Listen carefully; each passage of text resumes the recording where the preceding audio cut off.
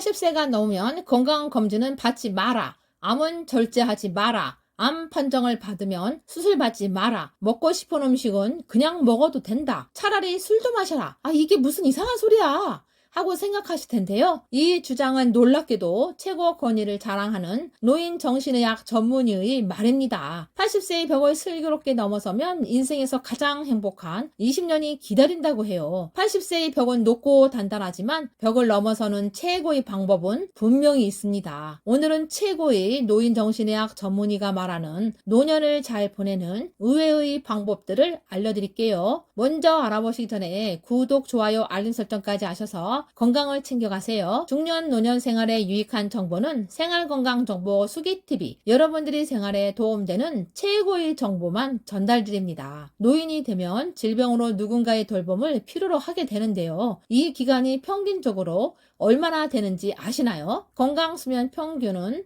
남성은 72세, 여성은 75세라고 하는데요. 누군가의 돌봄을 필요로 하는 기간이 남성은 9년, 여성은 약 12년이라고 합니다. 100세 시대에 10년을 건강하지 못한 상태로 산다는 게 정말 슬픈 일입니다. 그 누구도 침대에 누워서 타인의 도움을 받으면서 생활하고 싶지는 않겠죠. 100세까지 오래 사는 것도 중요하지만요. 얼마나 건강하고 즐겁게 사느냐 하는 건강 수명이 더 중요하죠. 손쉽게 80세의 벽을 넘기 위해 알아야 할 것들이 담긴 저자 와다 히데키의 책 80세의 벽에서 나온 내용입니다. 와다 히데키는 최고의 노인 정신의학, 임상심리학 전문의로 30년 동안 의학 분야에 종사하며 연구를 계속해오고 있는데요. 그가 쓴 이 책은 고령의 부모를 모시고 있는 40대, 50대, 60대의 필독서로 자리 잡고 있어요. 저도 부모님이 80대시다 보니 많은 도움이 됐고 책을 읽으면서 충격을 받았는데요. 평소 잘못 생각하고 있었던 놀라운 내용들이 있었어요. 부모님들이 연세가 드시면서 자녀로서 어떻게 도와드려야 하는지 알 수 있었고요.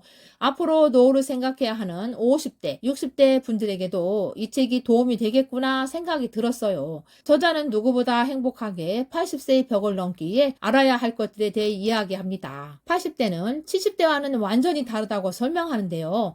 오늘은 건강해도 내일은 어찌 될지 모르는 나이라고 합니다. 어제 당장 가능했던 일이 오늘은 안 되는 상황을 수없이 맞닥뜨리는 나이라고 합니다. 당연히 암, 뇌경색, 심근경색, 폐렴 등 생명을 위협하는 질병도 생기기 쉬워져요. 치매인가? 라는 생각에 자신감을 잃는 일도 있습니다. 배우자나 가까운 사람의 죽음을 경험하면서 고독이나 절망에 사로잡힐지도 모릅니다. 생로병사의 거대한 벽이 거친 파도처럼 덮쳐오게 되죠. 행복한 노후와 불행한 노후, 어느 쪽을 선택하실 건가요? 사실 80세가 넘으면 노화에 맞서기보다는 나이듦을 받아들이는 삶이 행복한 길이라고 합니다. 이것이 행복한 노후와 불행한 노후를 가르는 기준입니다. 행복은 자기 자신이 어떻게 마음먹느냐에 따라 달라지게 됩니다. 저자는 요코 후카이 병원 노인 전문 병원에서 오랫동안 근무를 하셨어요. 해마다 100명가량의 유해를 해부하고 연구했는데요. 그 결과 몸속에 심각한 질병이 있었다고 합니다. 생전에는 알지 못한 채 다른 질환으로 사망한 사례가 적지 않다고 해요. 이 말은 마지막까지 자각하지 못하는 질병도 있다는 뜻인데요. 암도 그중 하나입니다. 85세 이상의 유해를 부검해보면 거의 모든 사람들에게서 암이 발견된다고 해요. 저자는 80세가 지난 고령자는 수술할 필요가 없다고 말합니다.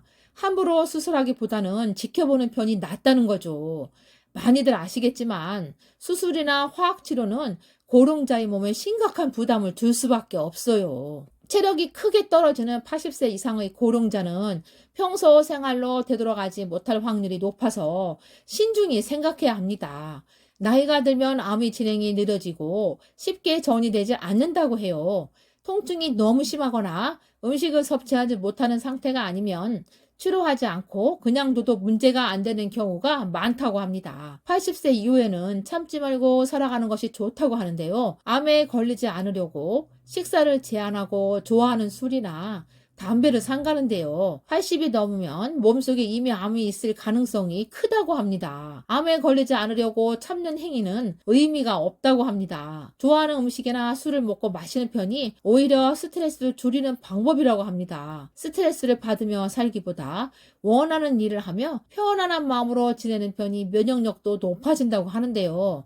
또한 부검을 통해 알게 된 사실인데요. 암과 마찬가지로 85세가 넘은 거의 모든 고령자의 뇌에서 이상 징조가 발견되었다고 해요. 인생에서 치매는 반드시 생긴다고 하는데요. 치매는 증상이 발현된 이후에도 계속 진행되며 근본적인 치료는 불가능하다고 합니다. 치매는 병이라기보다 노화 현상에 가까워서 나이가 들면 누구에게나 생기는 증상입니다. 죽을 때까지 치매를 겪지 않았다라고 주장할 수도 있겠지만요. 그 사람은 치매가 발현되기 전에 사망했을 뿐입니다. 오늘 건강하다가도 당장 내일 환자가 되기도 합니다. 갑작스레 사망하는 경우도 있습니다. 그래서 저자는 내일 당장 생이 끝난다 해도 후회가 남지 않는 시간을 보내라고 합니다. 하고 싶은 일이 있지만 이 나이에 라며 참으시는데요. 바로 지금 참지 말고 마음껏 원하는 일을 하며 즐겁게 살아가세요. 먹고 싶은 음식을 먹고 만나고 싶은 사람을 만나고 즐기며 살라고 합니다. 변화가 너무 없는 지루한 일상은 뇌의 활동을 둔화시킵니다. 새로운 일이나 좋아하는 일을 하면 뇌는 자극을 받아 활성화됩니다. 노년에 치매를 예방하는데 이보다 좋은 게 없다고 해요. 체력이 허락되는 범위 내에서 지금까지 못한 게 있으시면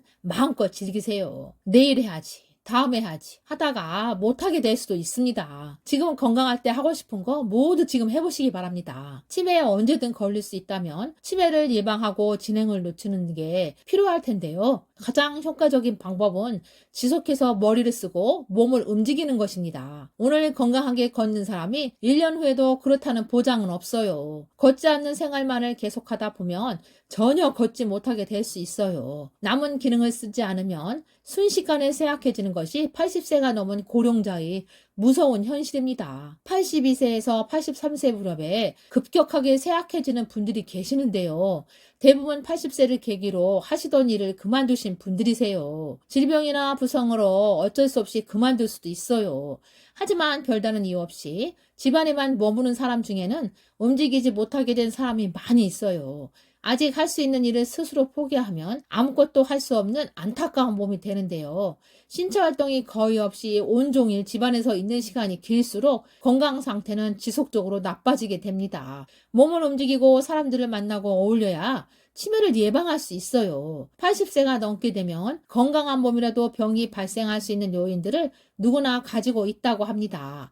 고령의 노인은 넘치는 쪽보다 모자란 쪽이 더 문제가 커집니다. 건강을 위한다는 명분으로 식단 조절은 하지 마세요. 노년 다이어트는 60대까지는 효과가 있지만 80세 이후에는 도움이 안 됩니다. 약간 살찐 사람이 가장 오래 산다는 사실도 그중 하나인데요. 대사증후군을 걱정하기보다는 조금 통통한 정도를 목표로 해야 해요. 건강을 위한다고 지나친 운동을 해선 아무런 도움이 되지 않습니다. 오히려 무리한 근력 운동은 노인의 건강에 위험해요. 과도한 운동은 체내 활성산소를 과도하게 만들어 노화를 촉진할 수 있어요. 하루에 30분 정도로만 가벼운 산책을 해주세요. 노화가 진행되면 각종 대사 기능이 저하되게 됩니다. 체외로 배출되어야 할 각종 노폐물이 축적되면 노인 냄새의 원인이 되는데요. 자외선은 살균 효과가 있어 냄새 제거에 탁월한 편이에요. 하루 15분 이상 햇빛 아래에서 적당한 운동을 해주면 노인 냄새를 줄여줄 수 있어요. 가벼운 운동은 몸에 노폐물도 배출되고 신체적, 정신적 건강에 도움이 됩니다. 그리고 80세가 넘으면 건강검진은 하지 않아도 된다고 하는데요. 많은 의사가 숫자만 보고 환자는 보지 않는다고 생각하기 때문입니다. 그 전형적인 예가 건강검진입니다. 회사에서 정기 건강검진이 이루어지기 때문에 예전에는 남성이 건강검진을 받는 비율이 압도적으로 높았어요. 건강검진이 장수로 이어진다면 남녀의 수명은 역전되었을 법도 하는데요. 오히려 남녀 간의 차이는 더 벌어졌다고 해요. 결론적으로 건강검진이 별 의미가 없었다는 뜻이죠. 물론 건강검진을 통해 암이나 치매 같은 위험한 병이 조기 발견되기도 합니다. 그러나 건강검진이 기준이 되는 정상 수치가 정말로 정상인지는 의심해 볼 여지가 있어요. 어떤 수치가 정상인지는 사람마다 다 다르기 때문입니다. 85세가 넘으면 몸 안에 여러 개의 병의 씨앗을 품고 있어요. 80세가 넘으면 병은 일시적으로 호전되기는 해도 완치되지 않아요. 병과 함께 싸우기보다 병을 길들일 줄 알아야 합니다. 80세 이후에는 본인과 잘 맞는 병원과 의사를 알아두는 것은 무엇보다 중요합니다. 어떤 의사를 선택하는지가 노후의 행복과 불행을 좌우하기 때문이죠. 꼭 널리 알려진 명의를 고집하기보다는 나만의 명의를 찾는 일이 중요합니다. 효과를 느끼지 못하면서도 오래 살려는 마음에 계속 약을 먹는데요. 병원 약이 하나둘씩 늘어서 한 번에 한 주먹씩 드시는 분이 계십니다. 요즘에는 약이 잘 나와서 약만 먹어도 아무런 문제가 없다고 생각하세요. 하지만 어떤 약이든 부작용이 있을 수 있어요. 이렇게 많은 약을 먹으면 독이 될 수도 있어요. 오히려 면역 기능이 떨어져서 다양한 병에 쉽게 노출될 수 있습니다. 오늘은 최고의 노인 정신의학 전문의가 전하는 행복한 노년의 비밀에 대해서 알아보았는데요. 아름답고 행복한 노년의 해답은 즐길 수 있어야 하는 것 같아요. 하고 싶은 일을 하고 흥미있는 일에 도전하면서 하루하루를 즐겁게 웃으면서 보내세요. 모든 분들이 다 건강한 노년의 삶을 살았으면 좋겠습니다. 앞으로 여러분들의 건강과 생활 고민에 대해서 도움되는 정보를 많이 전해드리겠습니다.